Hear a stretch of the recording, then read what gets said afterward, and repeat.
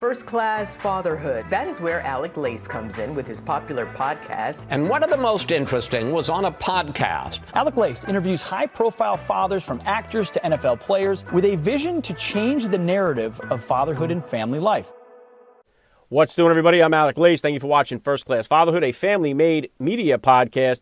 One of the top stories all across the nation this past week was Joe Biden's new student loan forgiveness plan. It's gotten many different mixed reactions. A lot of parents, like myself, don't know whether or not they should be even trying to send their kids to college and bury them in all kinds of debt. If so many kids are in the position, or so many adults are now in the position of needing to pay back these loans, what did their college degree actually do for them? And should you send your kids to college? Well, we're going to talk all about that today with Will Bunch, a Pulitzer Prize winning journalist and author of the new book, After the Ivory Tower Falls. We're going to discuss all these things. Just full transparency, I did not go to college myself. I am a railroad diesel engine mechanic. I've been doing that for 23 years. Never had to pay a dime of student loan debt in my life, but I am at the position now where my two oldest kids are a junior and sophomore in high school, and we are now right there at the moment. What do? Do we decide to send our kids to college, community college, trade school, on-the-job training? What's next? I know many parents out there wondering the same thing. Let's jump into all of that right now with Will Bunch on First Class Fatherhood. Joining me now, First Class Father Will Bunch. Welcome to First Class Fatherhood. Thanks, Alec. Thanks for having me. I really appreciate it. All right, well, I'm excited to talk about your new book, After the Ivory Tower Falls. We're going to jump into that in just a second here, but let's start it out like this. How many kids do you have, and how old are they? I have two kids, and somehow they've made it to age 29 and a half and 27 and a half. So I've seen the wide scope of parenting all the way into parenting in the late 20s, which is a big thing I've learned. So it doesn't stop at age 18 or age 21 or whatever. It keeps going. But yeah, I've got a rich man's family. A girl, Julia, is 29, and my son Jesse is 27, and it's been great. Very cool. Yeah, you got the one-on-one. And that's one of the blessings of this show is I have 4 kids myself. My oldest is 16, just about to be a junior in high school. So I got a long way to go on my own fatherhood journey. Always get a chance to learn and grow from guys who have been there, done that, and have the experience that I'm yet to gain. So always value the opinion. So if you could walk my listeners here through a little bit about your background and what you do. So I am a journalist. In fact, right now I'm the national opinion columnist for the Philadelphia Inquirer newspaper, which is like my dream job. I get to write 3 columns a week about mostly national affairs. Sometimes it's stuff going on here in Philadelphia, but and I get to pick the topic. But I focus a lot on politics, somewhat on the media, social justice, or maybe injustice more accurately these days. Sometimes what's going on with the economy, and anything's fair game. COVID-19. I've written about all these things, and so I've been a journalist now for 40 years. I covered some part of every presidential campaign since 1984 when Ronald Reagan was running for re-election. So it goes way back, and I've also written a few books over the years, and I've mixed it up a little bit. My first book was when I was younger. I was kind of more into writing about culture, and I wrote a book about jukeboxes called Jukebox America, searching for the country's best jukebox. Was just an incredibly fun book to write. And but then as I got older and I kind of established a name for myself writing about politics, I said, well, I should write probably books about politics because that's kind of my audience. So I wrote a book about Ronald Reagan, actually, and about the kind of mythologizing of Reagan on the political right, and how that came about, and looking at the real Ronald Reagan and his record. I wrote a book about the rise of the Tea Party when that happened. I also did. There used to be this series of ebooks that Amazon put out called Amazon Kindle Singles, and so I did one about Occupy Wall Street. I did another one about Bernie Sanders, and again, because I wanted to mix it up, I actually did one about one of the greatest football games ever played, the 1948 Philadelphia Eagles winning their first NFL championship in a blizzard that shut down the city, and the star player had to take the trolley and walk the last mile to get to the game just in time. So it's a great story. So I'm a storyteller. I love telling a good story, and so I'm interested in politics, sports, music. I guess that's a lot of dad stuff, right? I always think that's like the big three for guys, right? Politics, sports, and music, right? So Yeah, and all of those things that you mentioned there too, Will. I mean, it's a challenging time for parents right now in this country. There's no doubt about it. But take me back. I know you said your oldest 29. Take me back to the beginning of your fatherhood journey. Then, how old were you? And then, where were you at in the middle of this, your professional journey? And how did the experience of becoming a father change your perspective on life? Oh, well, it's interesting. It's funny because actually that book I told you I wrote about jukeboxes, I did that book while was wrapped around the birth of my daughter Julia, my first child, and that was a major theme in the book, was just trying to cope with adulthood and kind of giving up the how much could I, or not giving up, but how much could I hold on to the the music and the fun of pre-parenthood days. But yeah, I was a little bit older. I was I want to say 32, I guess, or no, I guess I was even older than that. I was I think 33 when she was born, and I was into it. I took a month off from work. Back when parental leave for dads wasn't a big thing. And you had to not get paid for a month was the only way to do it, and I did it because I really wanted to be there for every minute of Julia. And I don't know. I would never claim to be the world's greatest dad, and ended up doing some dumb stuff financially. But in terms of being there and being there for them, I always tried to do that. So I was a big diaper changer. I was big on the overnight shift on the diaper changes and the feedings and whatnot. And then it was only like I said, only a couple of years until my son Jesse arrived. So we had two little ones in our house, and it was a lot of work. It's interesting because I did that first book. I did that first book about jukeboxes when Julia was born, and then I kind of focused on just my job at the newspaper and being a dad, and I actually I did not write a book for nearly 15 years because I think I was putting so much of my extra energy that outside of the 40-hour work week into being a dad. So very cool, Will. All right, let's jump into this here. After the Ivory Tower Falls, how college broke the American dream and blew up our politics, and how to fix it. So what was the genesis? Why did you decide to write the book? Who was the book for? And what is it about? It's interesting because really there were kind of two separate tracks in my mind as I decided to write the book. One was the journalist in me, covering politics.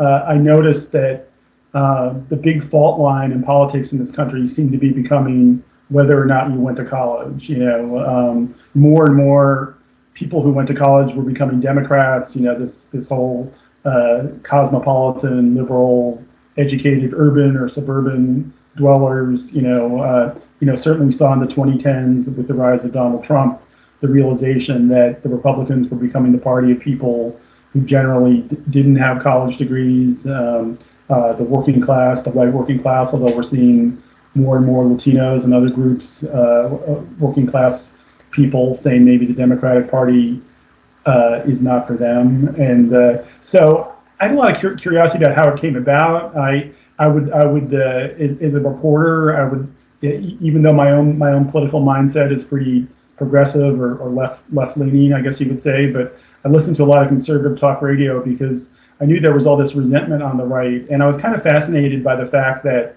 the resentment was not directed towards like the CEOs of the companies who were laying off working class people or shipping jobs out to Mexico.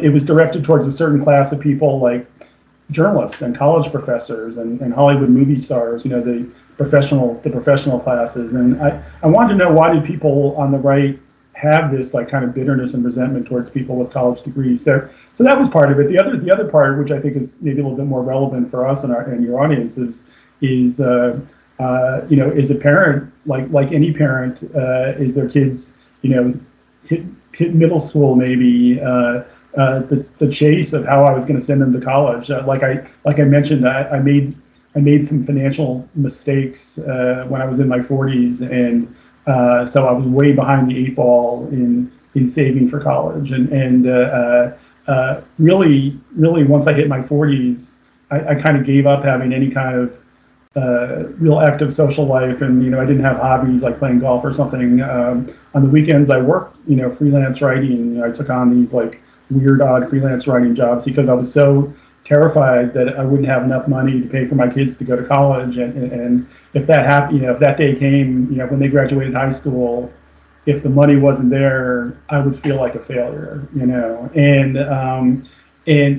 I mean, I remember what it was like for my generation. I came of age in the 70s, and going to college was an exciting time, and there's still a lot of excitement around it today. But there's also this sense of dread, and it's both because of the money and it's also because of the prestige. I think families. There's been some good research on this, and I cite some of it in my book. But families feel that where their kid ends up going to college, particularly if they're in the class of people where most kids are going to college, the middle to upper middle class, where their kid goes to college says something about who I am, about our values, about whether we have it together as a family because we were able to send our kid to the best college, or he didn't drop out or whatever. So, I noticed that difference, and that really kind of inspired me to look at like what was going on with college that was both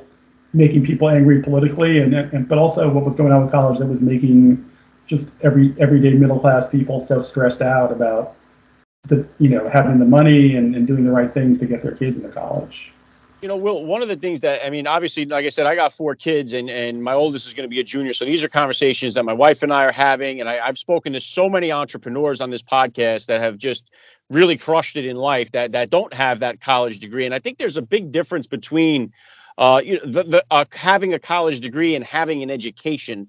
I think so many times we misinterpret that someone has a college degree and we think that, okay, now they're educated. And I drive a lot of Uber as a part-time gig. I'm a railroad mechanic. I drive Uber and I drive a lot of college kids, post-college, right in the middle of college. And listening to them, it's more about, it seems to me, the college experience than it is the actual education that they're getting. I'll ask them, like, because I'm a big reader, I'm a fanatical reader. I'll say, hey, what book are you reading right now? And they kind of look at me like I'm joking with them. Like, what do you mean reading a book? Like so I'm and this is a $50,000 a year college that you're going to.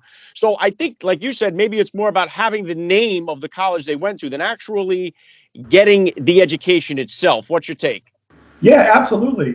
I'm sure you remember, and I'm sure a lot of listeners remember this scandal a couple of years ago that they called the Varsity Blues scandal, where you had a couple of these actresses like Felicity Huffman and I forget the other one from. I forget her name. I know what you're talking about, though. Yeah, that these families, and these are wealthy families. These people are millionaires, probably multimillionaires or whatever, and they were,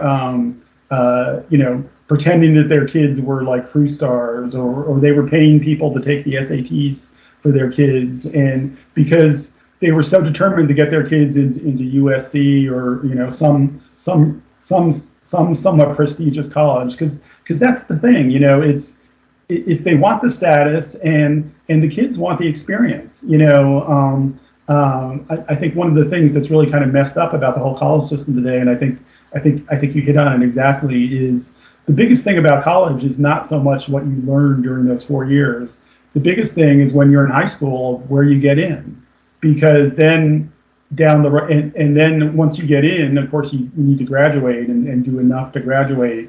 But there's not pressure to do more. There's not pressure. I mean, there's statistics that the number of hours that college students study is like plummeted dramatically from I think in the 60s it was 40 hours a week.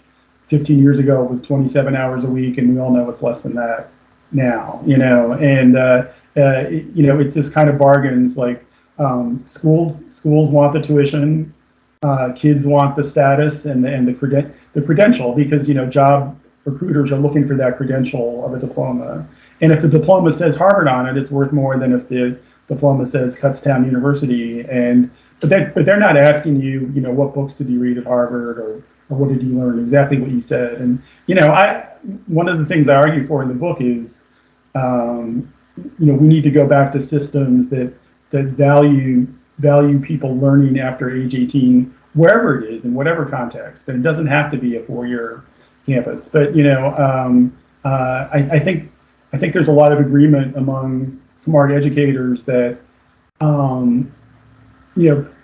people in their late teens, people who are college age should be developing critical thinking skills. That they should learn to think. They should learn how to be better at communicating, and they should learn more about the world. And there's been a sea change. If UCLA does this big survey every year of college freshmen across the country, and in the late 60s, when they asked people what's the purpose of going to college, they said it was to develop a meaningful philosophy of life was the number one answer, like 81%. By the mid 80s, the number one answer was, so I'll do better financially, when I come out. And that's just been the sea change. And like I said, we all want to do well financially, but how do we get back to a system where people are reading the great books, regardless of whether they're an Uber driver or whether they're running a tech startup, whether they are learning. And look at the problems we're facing now: climate change. Our politics is riddled with people's ability to buy into conspiracy theories like QAnon, or the conspiracy theories that led to January 6th.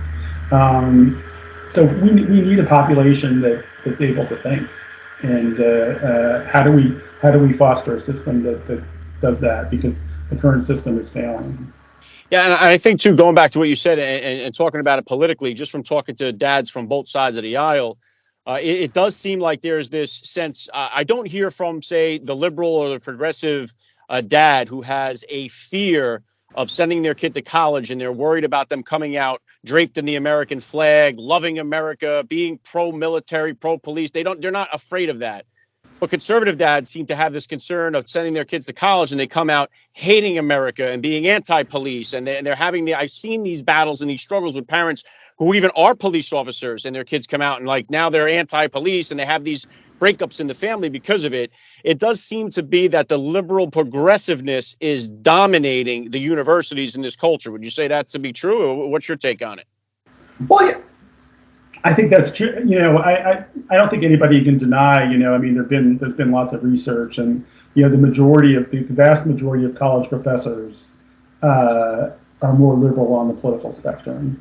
And I think this is true of all kinds of professions. I think if you're going to become a police officer, you have a certain mentality about things like authority and patriotism and that sort of thing. If you're going to become a journalist, you have a certain mentality about questioning authority, that sort of thing. And I think the same is true for people in academia. Again, it's it's questioning authority. It's liberal values. It's maybe things like looking for absolute truth matters more than patriotism. If what I get into a lot in the book, because it's so relevant to the state of college today, is there was a big turn against the idea that college is a public good that all of us, the taxpayers, should be supporting, to the current idea of the last 40 years that college is somebody's personal responsibility that's privatized, and if you can't individually raise the money to pay for it, you're going to have to borrow the money and hope that you can pay it back from your career. Where that all came about was really after the campus protests of the 1960s, because there was a huge backlash. And the thing is, kids in the late 50s through the 60s, early 70s were going to campus to get what they call a liberal education, which doesn't necessarily mean politically liberal, although it overlaps kind of, or general education. It's like learning about subjects like sociology or literature or those sorts of things, and learning to be a better thinker. And what happened in the 60s was these kids, they took their critical thinking skills and they applied it to things like segregation in the South and the Vietnam War. And you had this huge protest movement on campus. And there was a conservative element in this country. The rise of Ronald Reagan. He became governor of California in 1966. basically his big theme was that he was going to shut down these campus protests at Berkeley and some of these other schools. And, Reagan, when he eventually became president of the United States 15 years later, his administration was the big driver of switching college aids from grants that you didn't have to pay back to loans. So these are the roots of our political divide. Really, the main reason I did this book is I feel like the history of college over the last 50 or 60 years, or 70 years, I guess maybe, and the history of America over the last 70 years are just so intertwined with each other, right? That you can look at what was going on in college and see how it affected our politics and vice versa, and that led to the situation, like I said today, where whether or not you went to college pretty much seems to determine who you're going to vote for, which is something that nobody could have predicted. But that's the way it shouldn't be that way. I would think that should not be the way it is. And I'm curious to get your take on this, Will, is because one thing true to pandemic, what we noticed is that, and I think a lot of businesses noticed this too, that while they're spending all this big money on office space, their workers can do the same job from home, and they could save the overhead by not having that space for them to come to. And people started realizing you could do more things from home. All the kids in high school were doing it. Although I went through it with my kids, I thought it was terrible. It was because it was new. I should say that it was typically getting used to doing the schoolwork from home. But there are colleges that offer these online degrees. I know it changed a little bit now, but for driving Uber, if you maintain a certain platinum status, you are given free education at Arizona State University online, and you can complete your degree on there and get your online degree. What is your take on that? Because obviously you mentioned the costs are astronomical. Kids are getting buried in debt. You have it now where dads are still paying their college debt while trying to save for their own kids to go to college. So it's like a double whammy. What's your take on the online degree, and can it be just as good as the education in person? I mean, the online degree absolutely is going to be a part. Basically what's happening is the whole system is being disrupted. I mean, you've really had, I think in the last 2 to 4 years, you're seeing this sea change where, for decades, people accepted the way that college is, and people tried to play the game. It's like, this is how college works. I need to get my kids into college. We need to come up with the money somehow, or, borrow the money if we have to. And he's got to get that degree or he's going to be a failure. And what's happened in the last few years is people are really starting to question all of that. Is it worth it? Is it worth it coming out of this with, $70 or $80 or $100,000 in debt?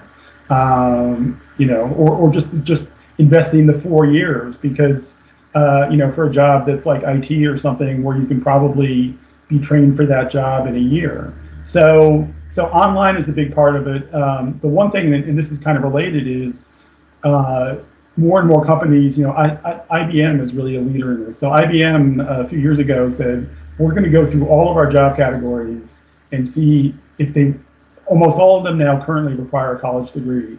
But let's look at them and see, do they really need a college degree?